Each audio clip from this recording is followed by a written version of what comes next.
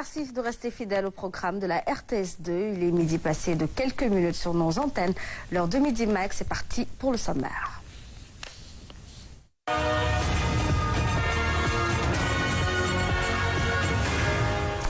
À la une de ce 7 février, Touba célèbre le Magal de Kazu Rajab ce mercredi.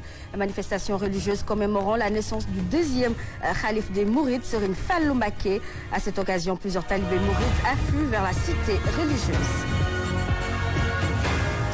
Nous analyserons la défaite des Lions sur le plan économique dans ce journal.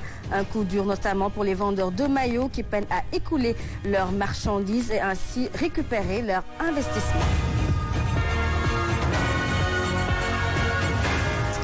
Et puis, éléphants et léopards se disent prêts pour la rencontre de ce soir. Une demi-finale très attendue à fort enjeu, l'obtention d'une place en finale de la Coupe d'Afrique des Nations.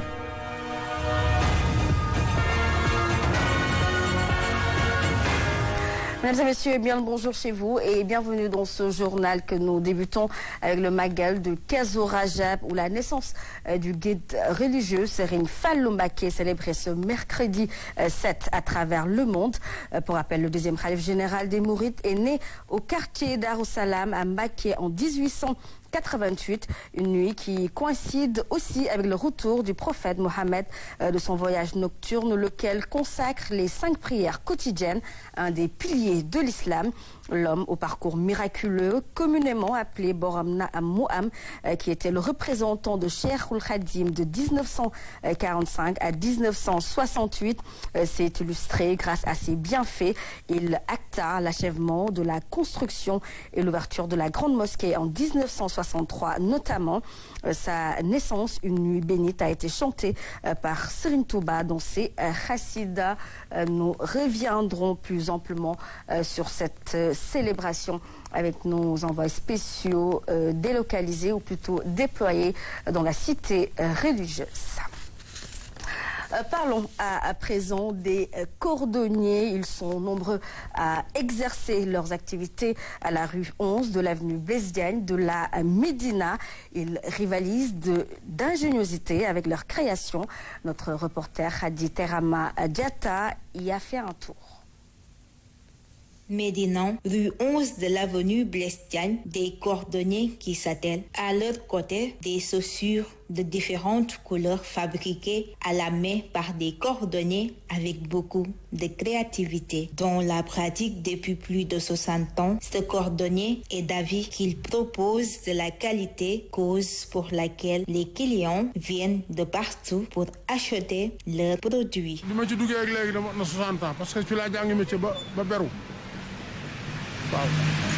Cela fait maintenant 60 ans que j'ai commencé à pratiquer ce métier. Nos produits nous viennent de l'Europe, précisément en France, en Espagne et en Italie. Nous vendons en gros et en détail car la majorité de nos clients viennent de Guinée-Conakry, de la Guinée-Bissau, du Mali, du Togo, pour acheter nos œuvres parce que nous leur proposons une qualité meilleure.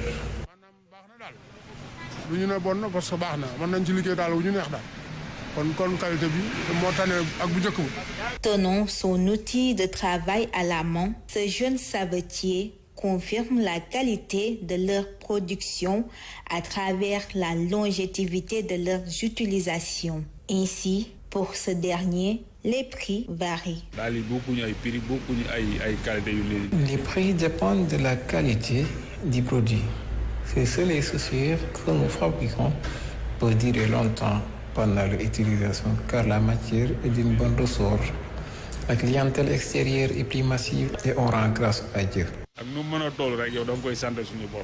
Toutefois, la clientèle de fait rare parfois, ce qui n'est pas du goût de ce jeune cordonnier. Non, formation comme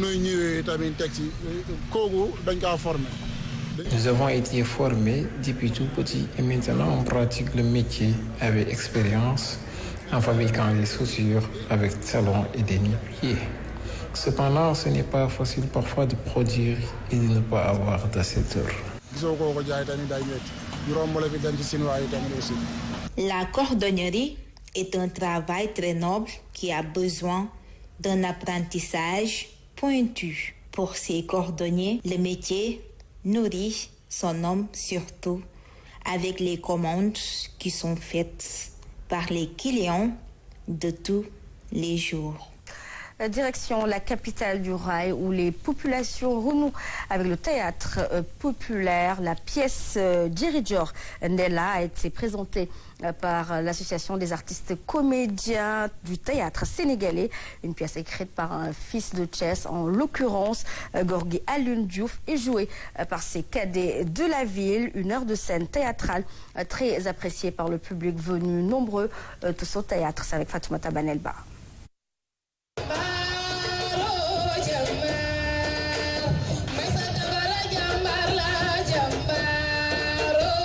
L'esplanade de l'hôtel de ville de Thiès transformée en scène de théâtre le temps d'une soirée pour présenter la pièce Djeridjor Ndella. L'histoire retrace la vie de ce prince du Cayor considéré comme l'un des plus grands chevaliers de l'histoire face à la pénétration coloniale. Djeridjor Ndella a marqué l'histoire le 7 avril 1904, communément appelée la rébellion de Thiès au palais du gouverneur de l'époque, où il avait défié l'autorité coloniale dans une bataille épique en refusant d'appliquer ses règles. Je suis le fils d'Amel Sambayaya Fall et de Miguel Georges Bandela. Je me parle de au pied des Cayorriens. C'est une peine de prison. Djeridjor Ndella, c'est des valeurs, c'est la dignité et c'est le sens de l'honneur. C'est pourquoi nous remercions Arcos de Thiès pour cette très belle prestation.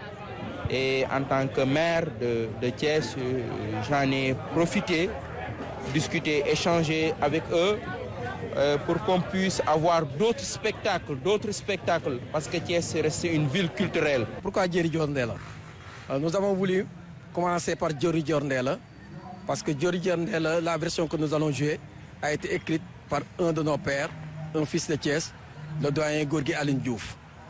Donc nous voulons lui rendre hommage parce qu'il a beaucoup participé pour la culture thiessoise dans son ensemble, sur le plan régional et sur le plan communal. Cette présentation théâtrale est une belle occasion pour l'association des artistes comédiens du théâtre sénégalais Arcos de rendre hommage à feu Gorgui Alioune Diouf, fils de Thiès et auteur du livre. La pièce a tenu durant 1 heure d'horloge devant un public conquis.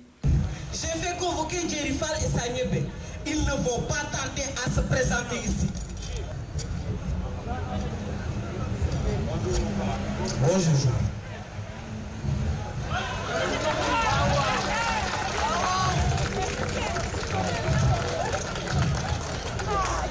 À son décès en 2009, je me suis octroyé sa thèse que j'ai saisie plutôt intégralement dans mon ordinateur et concomitamment avec mes fiches pédagogiques. Et vous vous imaginez, c'est quand j'ai terminé de mettre la pièce de théâtre Djeridjor Ndella que j'ai perdu la vue.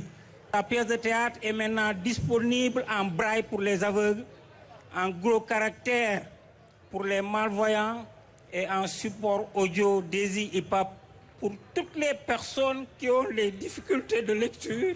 Nous voulons aussi rendre hommage aussi à des écrivains, à des fils de Thiès, tels que Baye Garne Kébé, tels que Sadewé Ndiaye, ces gens qui ont beaucoup écrit pour le pays. Cette présentation est un succès et les artistes comédiens promettent de faire d'autres prestations théâtrales. C'était également une manière pour les artistes de confirmer leur talent. Occasion a été saisie pour faire le plaidoyer pour que Thiès puisse enfin disposer d'une salle de spectacle pour de meilleures prestations.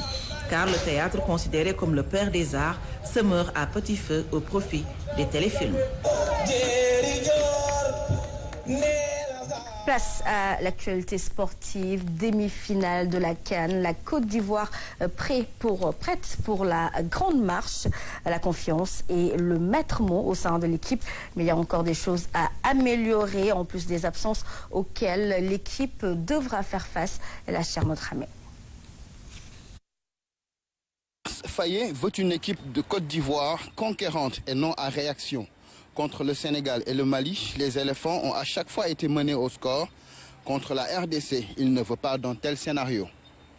Donc sur ce match-là, on va essayer de profiter un peu de la confiance qu'on a retrouvée pour, dès l'entame de match, mettre notre jeu en place et imposer le rythme et le tempo sur ce match face à cette équipe du Congo. En tout cas, voilà, l'objectif c'est de commencer mieux que ce qu'on a fait sur les 2 derniers matchs et imposer notre rythme d'entrée de match.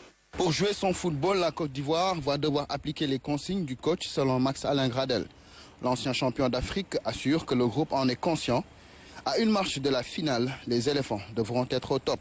Le groupe vit très très bien et on est serein, on est confiant et on est prêt pour le match de demain. Et on s'est préparé et on va encore se préparer aujourd'hui et être prêt demain pour faire ce qu'il y a à faire lors de ce match aussi important. Emerse Faé devra quand même faire avec 4 absences de taille. Diakité, Kosonou, Kwame et Serge Aurier tous suspendus. Présents à la séance d'entraînement, ils regarderont le match des tribunes.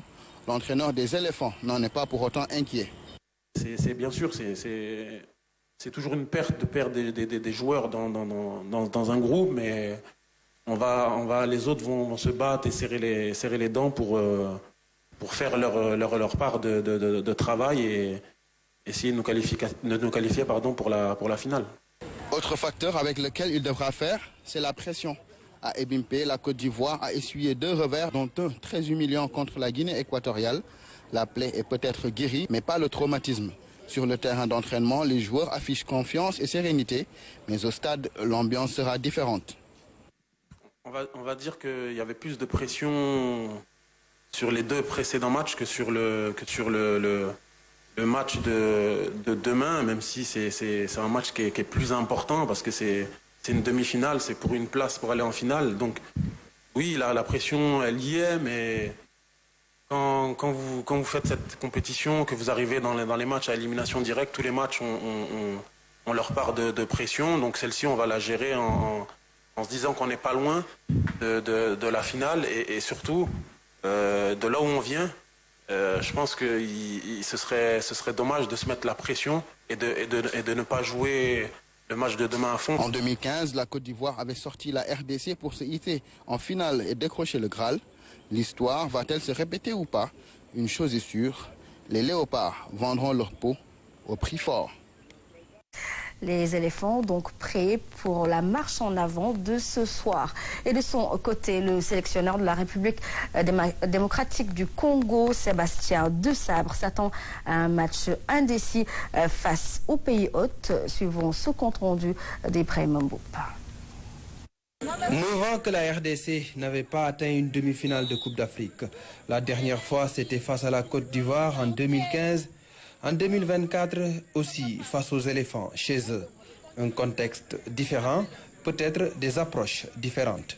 C'est une belle affiche, c'est un match qu'on attend nous avec calme et à la fois calme et à la fois de l'impatience sur le match de demain parce que les garçons ont bien récupéré du match contre la Guinée. Un match pour moi indécis, mais un match, je pense, assez ouvert entre 2 équipes qui ouvrent le jeu. C'est une demi-finale et c'est un match très spécial.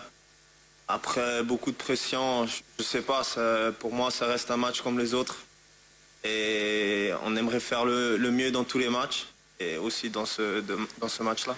Au stade Alassane Ouattara d'Ebimpe, les Ivoiriens seront poussés par tout un public. Une perspective qui ne fait pas peur au coach des Léopards. C'est une source de motivation. Hein. C'est une source de motivation. On est très content de jouer dans un stade avec énormément de public. Vous savez, après, il y a ce qui se passe autour, mais il y a surtout ce qui se passe sur le terrain. Et nous, on est focus sur les choses qu'on a à faire sur le terrain. Les Congolais ne se donnent aucune limite dans cette CAN. Ils veulent aller jusqu'au bout et rêvent déjà du grand soir. Bien sûr qu'on rêve. C'est normal qu'on rêve et je crois que c'est quelque chose de bien aussi qu'on rêve d'emporter cette CAN. Ce serait incroyable.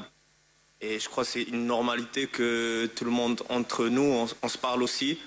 Mais maintenant, le focus est sur le prochain match. Et c'est sur cette demi-finale, parce que sans cette demi-finale, on ne va pas arriver en finale. Et c'est à cause de ça, on doit tout donner dans ce match et le prendre comme si ça serait le dernier et tout donner.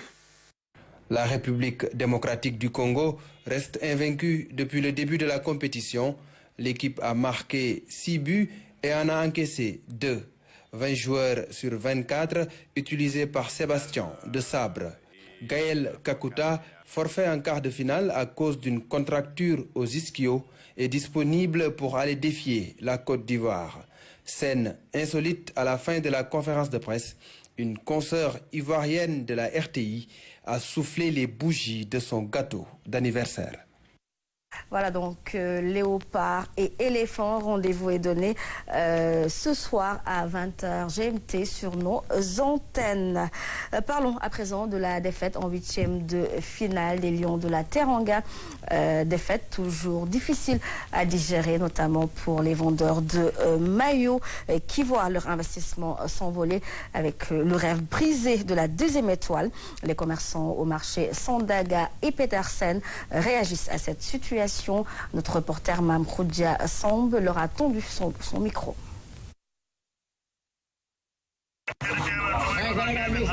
Après l'élimination des Lions de la Teranga, souffle un vent morose au marché Sandaga et Petersen de Dakar. En effet, les clients se font rares et les commerçants sont soucieux du devenir de leur stock de maillots invendus.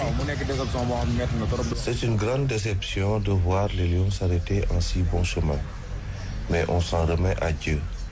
C'est aussi une grande perte pour les commerçants, comme en témoignent les rues désertes aujourd'hui.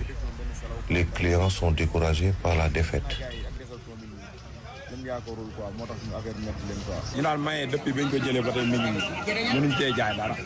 On n'a quasiment pas vendu les maillots. Les stocks sont là. On a entre 100 et 200 pièces invendues. Depuis le début de la CAN, on voit peu de clients pour motif. Les maillots de la Coupe du Monde ont été reconduits pour cette Coupe d'Afrique. Les maillots du Sénégal extérieur, domicile, loisirs et hors série, ainsi que les blousons sont entassés à même le sol pour être soldés à vil prix. Les vendeurs restent sceptiques quant à la rentabilité de cette marchandise. Sur un conteneur de maillots, j'en ai vendu qu'une douzaine. Mes homologues et moi avons mis toutes nos économies dans la vente des maillots. D'ailleurs, je suis dans l'attente d'un fret chargé de maillots du Sénégal pour un montant équivalent à 1,8 million. Je n'ai pas encore reçu la marchandise. C'est pénible, mais nous sommes des croyants et nous acceptons la volonté divine. Malgré ces défaites amères qui touchent les comptoirs des commerçants, ces derniers disent accepter la volonté divine et encouragent les Lions de la Teranga. Tous les Sénégalais doivent s'unir et rendre grâce à Dieu. Nous devons être reconnaissants envers tous nos joueurs. Ils sont très braves. Si cette fois-ci la réussite n'a pas été au rendez-vous, rappelons-nous des moments glorieux.